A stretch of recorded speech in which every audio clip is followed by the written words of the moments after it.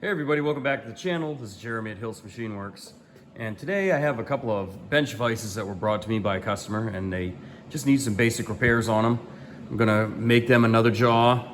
It's just gonna be a simple soft jaw and we're not gonna heat treat it just for the sake of cost. He just wants just a simple usable vise to use as a utility thing, nothing special. But you can see here that it has two screws that were broken off. And we're gonna get those extracted and we are gonna make a new jaw. I have another video making a jaw. What I'm basically gonna show today is just the process I would use to get these out and then just installing the new jaw on it. You can see here something kind of interesting to me. A lot of these bench vices are very crudely made.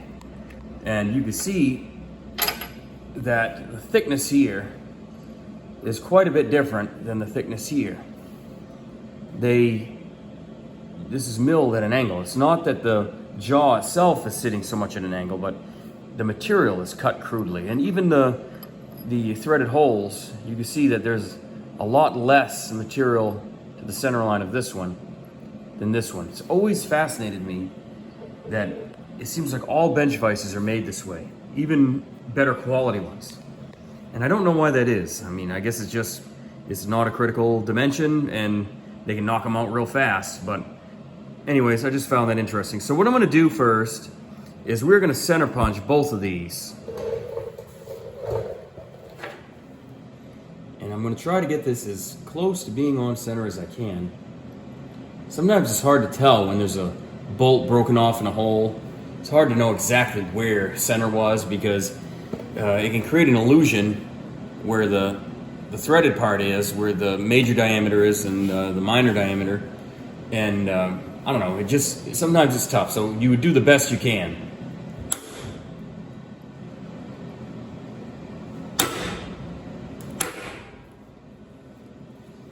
This one I'm gonna try to drive a little bit. Okay. I'm gonna add another clamp on here.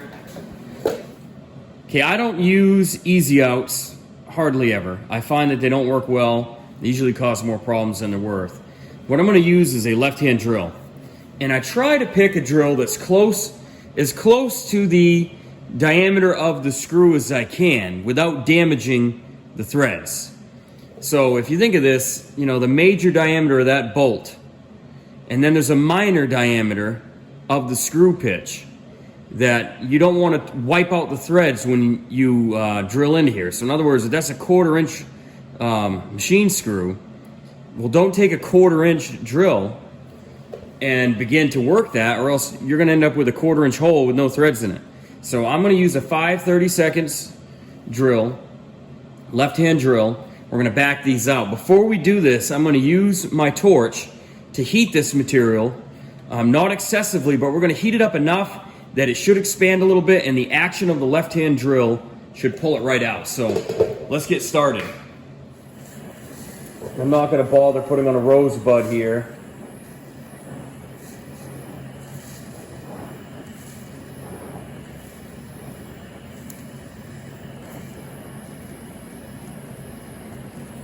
Just going to use this torch itself.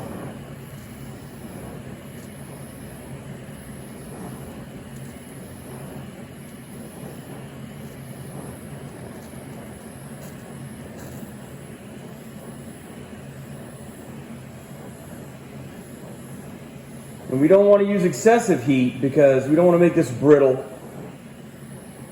A lot of these bench vices that come in are cast steel. Some are even cast iron, like a gray iron, the cheaper ones. You don't always know offhand what it is.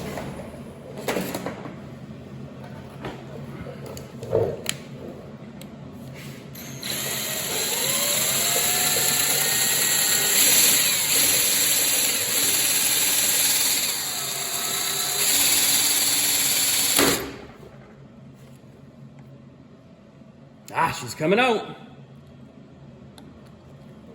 Readjust my This particular drill I'm using, this power drill, has a lot of runout. So you can see I've extracted this without damaging the threads at all on this side. Let's hope we're as lucky on the next side.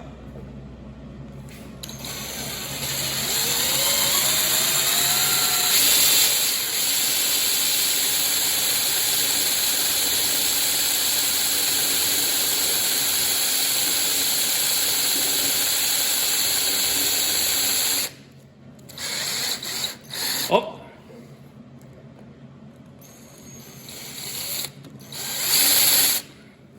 Okay, that started to move. Let me get a set of pliers.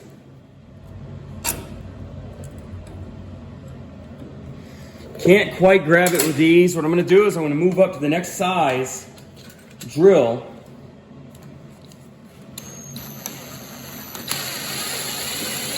And there we go. We got both of them out. You can see here there's no damage to the threads at all. And that's what you want when you're extracting a broken fastener.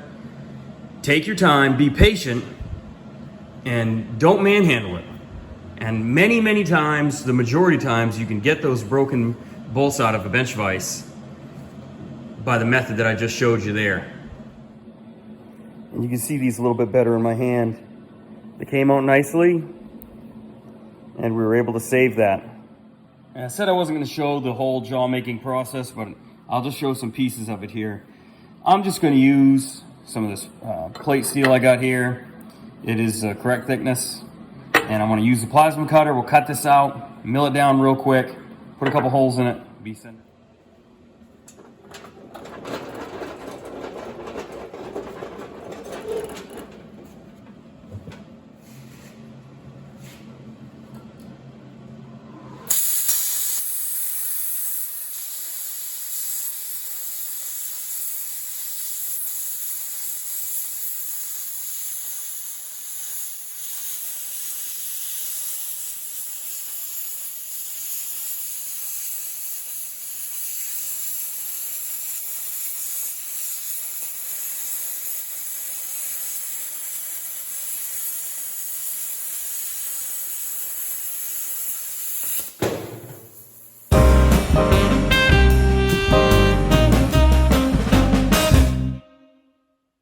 So I put a little bit of blue Loctite on the new machine screws. They were 6mm by 1.0. And this vise is now going to be ready to use again.